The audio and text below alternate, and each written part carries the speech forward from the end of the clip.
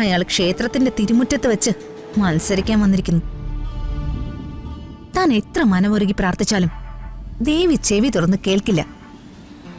താൻ മനസ്സിൽ കുറിച്ചിട്ടോ, എന്റെ അച്ഛൻ പ്രതാപവർമ്മ പഴയതിനേക്കാൾ ഇരട്ടി ശക്തിയോടെ തിരിച്ചു വരും.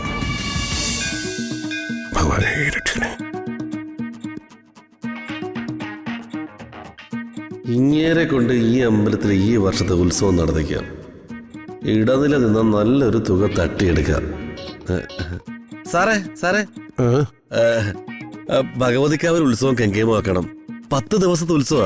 ഓഹോ. രേവതി, അശ്വതി, ഭരണി ഈ 3 ദിവസത്തെ ഉത്സവ പ്രധാനം. ഈ വർഷത്തെ ഉത്സവം നമുക്ക് ഏറ്റെടുത്ത് നടത്തിയാലോ? ഒരു വലിയ വഴിപാടായിരിക്കും. വഴിപാടൊക്കെ തന്നെ, പക്ഷെ എത്ര ദിവസം അതിന്റെ പുറകെ നടന്ന് മെനക്കെടണമടാവോ? സാറൊന്നും കഷ്ടപ്പെടണ്ട. സാർ കാശ് എടുത്ത് തന്നാ മതി. ഉത്സവം ഞാൻ ഏറ്റു നടത്തിക്കോളാം. ഇടനില നിന്ന് തട്ടാമെന്ന് കരുതിയോ?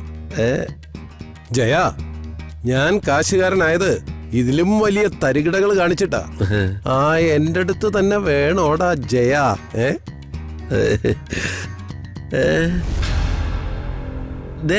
അളിയനെ ഹൃദമോളും ഞാനേ ഊട്ടുപേരുടെ പിറകെ കാണും. അവിടെ പ്രസാദം ഊട്ട് കിടക്കുക. ഓ,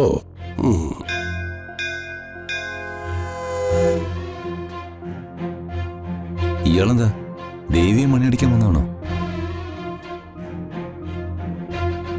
എന്താണ് മക്കളെ, പ്രാർത്ഥിക്കാൻ വന്നതാണോ അച്ഛനു വേണ്ടി? എന്റെ അച്ഛന് വേണ്ടി ഞങ്ങൾ പ്രാർത്ഥിക്കണമെന്നൊന്നുമില്ല. അച്ഛന് ഈശ്വര വിശ്വാസമുണ്ട്, വേണ്ടുവോളം ഈശ്വരാധീനമുണ്ട്. ഈശ്വരാധീനമൊന്നും അങ്ങനെ സ്ഥായിയല്ല. ഏതു സമയത്തും ഈശ്വരന്റെ ദൃഷ്ടി മാറാം. വർമ്മയ്ക്കിപ്പോ ജാതകവശാൽ കഷ്ടകാല. വർമ്മ സാറിന്റെ ജാതകം എഴുതിയത് അനന്തംപിള്ള ജോത്സ്യരാണോ? ഇയാളിപ്പോ ആ പണിയും തുടങ്ങിയോ? പ്രതാപ് വർമ്മയ്ക്കിപ്പോ കഷ്ടകാലമാണെന്ന് കൃത്യമായിട്ടും എനിക്കറിയാം. അതുകൊണ്ട് ഇനിയുള്ള കാലം റിട്ടയർമെന്റ് ലൈഫ് ആസ്വദിക്കുന്നതായിരിക്കും നല്ലത്. വല്ല രാമനാമവും ജപിച്ച് കഷായമൊക്കെ കഴിച്ച് റിട്ടയർമെന്റ് ലൈഫ് നിങ്ങൾ ആഘോഷിച്ച മതി. ഓ, നിങ്ങൾക്ക് കഷായം ഗുളികയും മാത്രം പോരാ, പിണ്ണതൈലവും കുഴമ്പും ഒക്കെ വേണം. ഈ ശരീരത്തിലെ ചതവുകളൊക്കെ മാറണ്ടേ? ഞാൻ പറഞ്ഞത് തമാശയൊന്നുമല്ല. നേരിടുന്ന കഷ്ടകാലത്തിന്റെ നിരാശയിലും വിഷമത്തിലുമാണ് ഈ പ്രതാപവർമ്മ. കുറെ കാലം ഈ സംസ്ഥാനമൊക്കെ ഭരിച്ചതല്ലേ. ഭരണവും സിംഹാസനവും ഒക്കെ പോകുമ്പോ ഏടോ ആർക്കും ഉണ്ടാവും നിരാശ. ഈ ഇലക്ഷനൊക്കെ തുടങ്ങിയല്ലേ. എല്ലാ ഇലക്ഷനും നേതൃസ്ഥാനത്തുണ്ടായിരുന്ന വർമ്മ ഇപ്പോ ഒരു കുറ്റവാളിയായി വീട്ടിലിരിക്കുകയല്ലേ. എന്റെ അച്ഛൻ ഒരു കുറ്റവും ചെയ്തിട്ടില്ല, ചെയ്യുമില്ല. തന്നെ പോലത്തെ വൃത്തികെട്ടവരുടെ നാണം കെട്ട വാക്കുകൾക്ക് മുൻപിൽ ഒന്ന് പതറിക്കാണും. ഓഹോ, അതിൽ നിന്നൊക്കെ എന്റെ അച്ഛൻ തിരിച്ചു വരും. ചെയ്തതിനൊക്കെ പലിശ സഹിതം തിരിച്ചു തരുകയും ചെയ്യും. ജില്ലാ കളക്ടർ ശാലിനിയുടെ ധൈര്യത്തിലാണോ കൊച്ച് ഈ സംസാരിക്കുന്നത്? കളക്ടർ മാത്രമല്ല മിസ്റ്റർ അനന്തപിള്ളെ, എന്റെ അച്ഛനും എന്റെ ഭർത്താവും എന്നെ സ്നേഹിക്കുന്ന ഒരുപാട് പേരും എനിക്കൊപ്പം ഉണ്ട്. അതുകൊണ്ട് ഒരല്പാഹങ്കാരം കൂടുതലാ. ഇവരാരും കൂടാതെ ഈ ഭഗവതിക്കാവിലെ ദേവിയും ശ്രീ പരമശിവനും ഗണപതിയും ശ്രീ സുബ്രഹ്മണ്യനും എല്ലാവരും എന്റെ കൂടെ. തനിക്കപ്പോ ഒടുക്കം ആരും ഉണ്ടാവില്ല. സ്വന്തം ശ്വാസമെങ്കിലും തന്നോടൊപ്പം ഉണ്ടാവാൻ ദൈവത്തോട് ഞാൻ പ്രാർത്ഥിക്കാം. അയാൾ ക്ഷേത്രത്തിന്റെ തിരുമുറ്റത്ത് വെച്ച് മത്സരിക്കാൻ വന്നിരിക്കുന്നു. താൻ എത്ര മനമൊരുകി പ്രാർത്ഥിച്ചാലും ദേവി ചെവി തുറന്ന് കേൾക്കില്ല.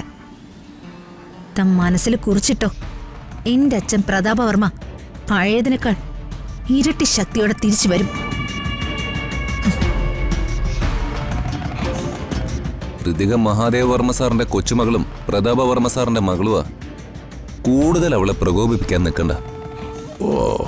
അവള് തനിക്കെതിരെ ഒരു സ്വതന്ത്ര സ്ഥാനാർത്ഥിയായി നിന്ന താൻ ദൈവത്തിനാണ് സത്യം തോറ്റുപോകും. വെറുതെ എന്തിനാടോ ഈ ആപത്തൊക്കെ വിളിച്ചു വരുത്തുന്നത്?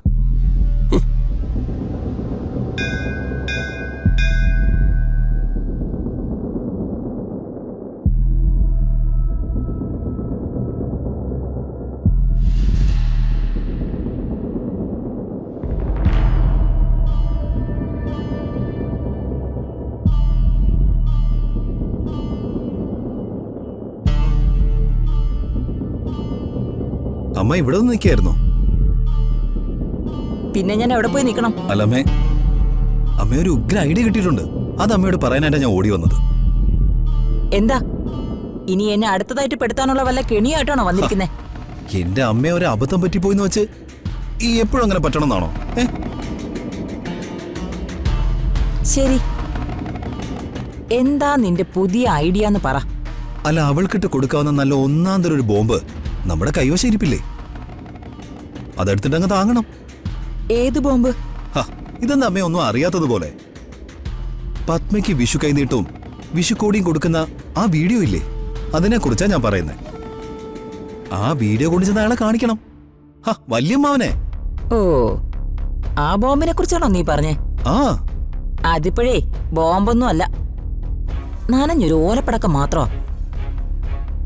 എടാ, ആയുധങ്ങളൊക്കെ ഉപയോഗിക്കേണ്ട സമയത്ത് ഉപയോഗിക്കണം. അതിന്റെ സമയമൊക്കെ കഴിഞ്ഞുപോയി. ഛേ, ഒന്നും ചെയ്ത വീടിനകത്ത് തന്നെ ഇരുന്നിട്ട് എന്റെ കൈ ധരിക്കുന്നു. ആ, മണ്ടത്തരമൊക്കെ ചെയ്തു കൂട്ടുന്നതിനേക്കാൾ നല്ലതേ ഒന്നും ചെയ്യാതെ അടങ്ങി ഒതുങ്ങി ഒരു ഭാഗത്തിരിക്കുന്നതാ. ഞാൻ ഒത്തിരി നല്ല കാര്യങ്ങളൊക്കെ അമ്മയ്ക്ക് ചെയ്തു തന്നിട്ടില്ലേ? എടാ, പാൽപ്പായസം ആണെന്ന് പറഞ്ഞിട്ട് കാര്യമുണ്ടോ? അറിയാതെ ആണെങ്കിലും അതിലൊരു തുള്ളി പരാമർ വീണുപോയാ അത് പിന്നെ വല്ലതിനും കൊള്ളാമോടാ.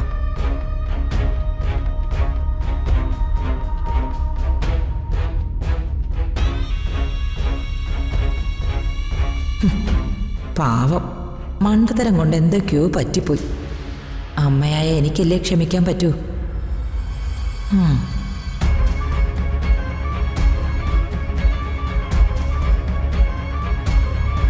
ആ, പോട്ടെ, നീ വിഷമിക്കാതെ. നീയേ നന്നായി 4 നേരവും ആഹാരമൊക്കെ കഴിച്ച് ജിമ്മിൽ പോയി മസിലൊക്കെ ഒന്ന് പെരിപ്പിക്ക്. എന്നിട്ട് വെയിറ്റ് ചെയ്. അവസരം വരുമ്പോഴേ കുതിച്ചു ചാടാം. അനവസരത്തിലുള്ള അറ്റാക്കേ നമുക്ക് ക്ഷീണം ചെയ്യും. എനിക്ക് വേറൊരു ടെൻഷൻ കൂടിയുണ്ട്. അതെന്താ? നീ ഇനി ഞാൻ അറിയാതെ വേറെ ഏടാകൂടത്തിൽ വല്ലതും പോയി ചാടിയോ? അമ്മ അറിയാത്ത ഒരു ഏടാകൂടവും എനിക്കില്ല. അല്ലമ്മേ, അനന്തപിള്ള ഇപ്പൊ നമ്മുടെ ശത്രുവല്ലേ? അല്ലേ? അതിന് അയാള് നമ്മളെ ഒറ്റോന്ന് എനിക്കൊരു സംശയം. ഒറ്റാനോ?